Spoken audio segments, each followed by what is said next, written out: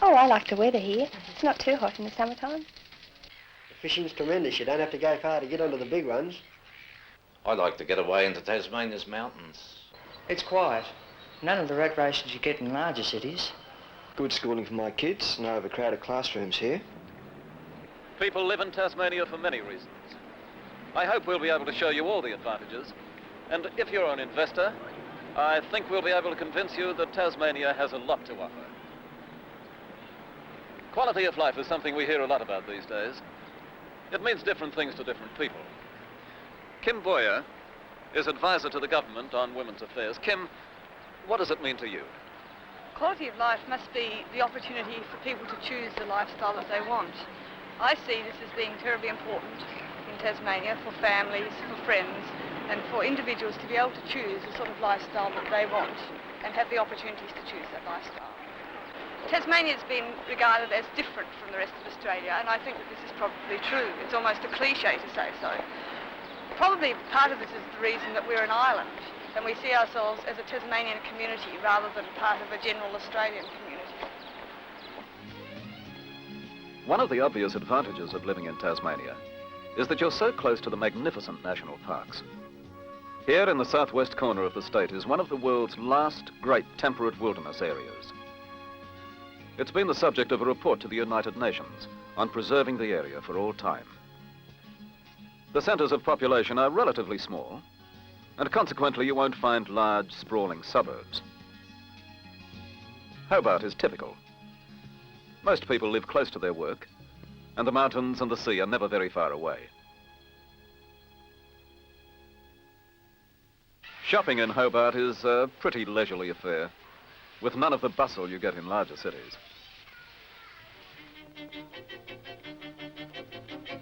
The people of Tasmania are, and always have been, very much concerned with the arts. For instance, the Tasmanian Symphony Orchestra, while its home is in Hobart, travels throughout the state. The Tasmanian education system has always been one of the leaders in Australia. The state was the first to pioneer the concept of matriculation colleges, a sort of halfway house between high school and university. Opportunities for technical apprenticeships are similar to those in the other states. For some years, however, Tasmania has been at the top of the scale of apprentices per working head of population. The University of Tasmania, near Hobart, offers traditional degree courses with opportunities for postgraduate studies. In its well-equipped workshops and laboratories, many research projects relate to future development of the state. Tasmania's greatest natural resource is water. Used for the generation of hydroelectricity, it produces a constant, cheap source of power, power without pollution. This is Lake Pedder. It's an enormous body of water, but just part of a huge hydro network throughout the state. The potential for future power development is great, provided the snow and the rain continue to fall. The generation of electric power is virtually everlasting. Such is the demand for this abundant power that industries are expanding and there is continuing interest in new works. Unlike the other states of Australia, Tasmania has a dependency on a small number of large industries and a large number of small ones, but there aren't many medium-sized, and that's where the real opportunities are. The forest product industry is the largest in the state, and this is Australian Newsprint Mills. It's about 30 kilometres upstream from Hobart. This firm produces 45% of all Australia's newsprint needs from hardwood forest in the Styx and Plenty valleys in southern Tasmania. Other forest product-based industries throughout the state produce a complete range of items ranging from high-quality writing papers to pelletized wood pulp. Over on the east coast, one plant concentrates on wood chips for the Japanese market. Tasmania's second biggest industry is mining. The Electrolytic Zinc company at Risdon, near Hobart, has been in operation for over 50 years. It has produced over 5 million tons of zinc during this time. One of the biggest employers in Tasmania, the plant has 1,900 people on its payroll. The main area for mining is here in the west of the state. This road leads down into Queenstown, the centre for the copper mining industry. The Mount Lyell mine used to take the copper ore from this huge open cut. Nowadays, they get the ore out of the mountain from underground operations. As well, other metals such as silver, lead, tin, zinc and gold are obtained. Further north at Savage River is a relatively new venture where iron ore is taken from an open cut. After several refining processes, the ore is pumped as a slurry through a pipeline to Port Latter on the northwest coast. It is then pelletized and shipped in bulk carriers to Japan. It is an $80 million investment. The northwest coast of the island is the centre for the state's rich dairying and agricultural products. Farms in this area provide about 70% of Australia's requirements for frozen vegetables.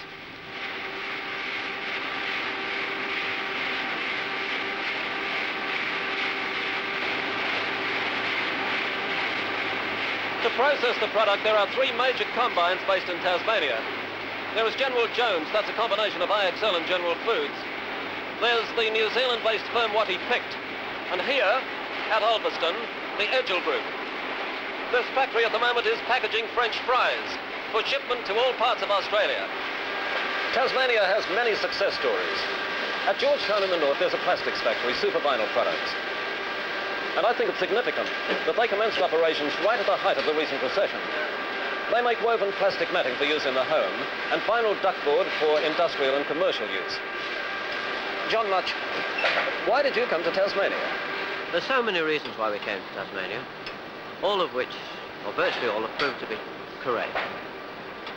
We can look initially at the climate. Here we have a temperature which doesn't exceed about 85 degrees Fahrenheit. And this is very important when we're dealing with flexible PVCs. Similarly, it doesn't get too cold. If we'd gone to Sydney or Melbourne, we would have paid probably 50 times the price we paid for the land. Here, we've got land at a reasonable price right next to a very good source of labour. In Georgetown, we have Comalco and we have Temco, both of whom are significant employers of male labour, which means that in this area, there are the best part of 300 to 500 females who can be considered for employment. This is no isolated story. Take another and completely different industry. Milan Vyhnalek was an assisted migrant in the 1950s. He is now one of Australia's premier cheesemakers, and he's the managing director of Lactos in Burnie. This company exports to 11 different countries and is constantly winning prizes in national and international competitions. Milan, why did you come to Tasmania? Well, it's very few countries in the world with conditions for dairying as Tasmania got. In absence of the market, we got no choice but export, and that's where quality of our product got to meet the quality of countries like Switzerland, Denmark, Norway, and we are very proud when we can beat their quality. We got good rains in Tasmania, cold climatical condition to keep quality of milk at its best, and with good cheesemakers from a district and also from Switzerland, Holland, Denmark and other countries. We are really a cheese-making family in here, and to get a good quality cheese is to us more important than extra public holiday. A unique agriculturally based industry is the growing of poppies for the production of alkaloids. By 1981, it is expected that this industry will produce 10% of the world's needs for morphine. Tasmania is the only state in Australia approved to grow poppies, and does so with the sanction of the United Nations Narcotics Control Organization. Launceston-based Tita fittings are again another successful industry. One of Australia's larger brass foundries, they produce fittings used in conjunction with polythene pipe and find many applications with agricultural spray equipment and general plumber's hardware marketed throughout Australia. An extensive array of hand tools are manufactured by the Stanley Works in Hobart. Together with imports from the parent company, it provides a complete range of tools for the Australian market. Robbins Proprietary Limited at Kingston, near Hobart, is the subsidiary of an American company which manufacture and service tunnel boring and raised drilling machines. The high-torque hydraulic drives were invented in Tasmania and sold within Australia and the United States. These industries are but a few selected at random to illustrate the success that can be obtained by investors in Tasmania. There are many more. Of course, no industry succeeds without good industrial relations. Senator Brian Harradine is a former secretary of the Tasmanian Trades and Labour Council. Brian, what is the industrial situation here? Well, to be honest, Leonard, I can't say that Tasmania's been unaffected by the general inflationary problems that have affected Australia as a whole. But I can say this, that Tasmanian industrialists and businessmen are more industrially alive than at any other state. I can say that from my own experience over 20 years, both here and on the national scene. They're alive to improving their trade prospects, to expanding their markets, and they're very good at innovations. They don't wait for somebody else to tell them what to do. They have a go. And what about industrial relations? Well, they're very good in Tasmania. Unions will take a hard line in this state if they have to, but the strike weapon is very much the last resort.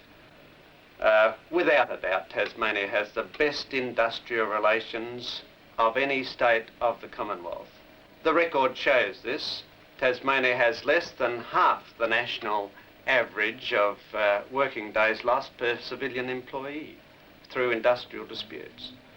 Would it be right to say then that Tasmania has a stable workforce? Well, quite definitely. The test of that is to how long people stay with the same employer. And the statistics, the official statistics published by the Australian Bureau of Statistics proves that employees with more than 5 years service with one employer are a higher proportion of the workforce in Tasmania than any other state. Whatever is produced here, whether it's raw materials or manufactured, the key to the success of the operation is transportation. Jack Edwards is port manager of the Port of Launceston Authority. Jack, what is the situation? Well, at the present time, we have now developed a roll-on, roll-off ferry operation across Bass Strait, which I believe is second to none. We have 13 crossings a week between Melbourne and northern Tasmania. We have services which are competitive with other places in the world. Our facilities here are in world class for the volume of cargo which is handled, and each of the ports around Tasmania does provide for particular industries in its own area. Obviously, with an island like Tasmania, shipping costs are absolutely vital. Now, how do they compare with other places? Well, from the investigations that I have made, the costs are comparable to similar crossings in the European area, and certainly the types of vessels that are being used and the facilities that are here are the same as and as effective as I've seen anywhere. Burnie, on the northwest coast, is the terminal for west coast mining interests. Bulk carrier ships also take all sorts of general cargo from this port. Devonport, also in the northwest, has roll-on, roll-off berthing for the Bass Strait vehicular ferry Empress of Australia. Ships also take bulk frozen foods from adjacent agricultural areas.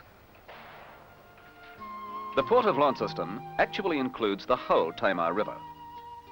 The main port facilities are within 10 kilometres of the river entrance at Beauty Point and Bell Bay. The Tamar ports on Bass Strait cater for industries which export in bulk, such as Comalco and Tempco. Bell Bay is also served by a modern rail link, which carries logs to a wood chip plant near the port. The Port of Hobart is one of the finest deep-water ports in the world. It caters for conventional ships and tankers and for specialised roll-on, roll-off vessels. The harbour can accommodate the largest ships yet built. An expansion programme at the northern end of the area, known as Macquarie Point, provides 3 new berths together with large cargo marshalling areas. The EZ Company has a private wharf for incoming and outgoing raw materials in bulk. Tasmania is well served by first-class highways linking the ports. A lot of cargo, however, does need a fast service. And here Tasmania is well served by the 2 domestic airlines, which operate nightly freight services. All mainland centres can be reached within 24 hours. Inward-bound freight is a big operation. Backloading consists of many goods, such as textiles and frozen foods.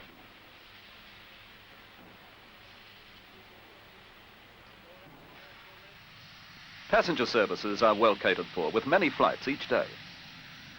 Melbourne is only 60 minutes or so away from Hobart. With fast services such as this, there is no problem in doing a day's business in Adelaide, Melbourne or Sydney and returning the same day.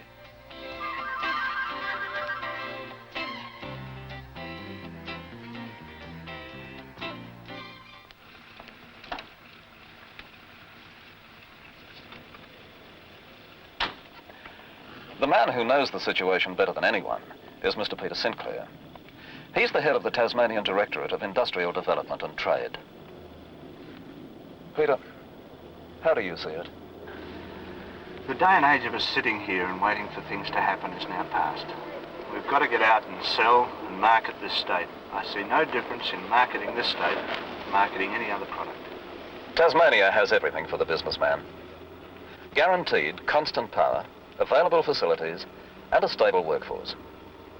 It's all here. Come and see for yourself.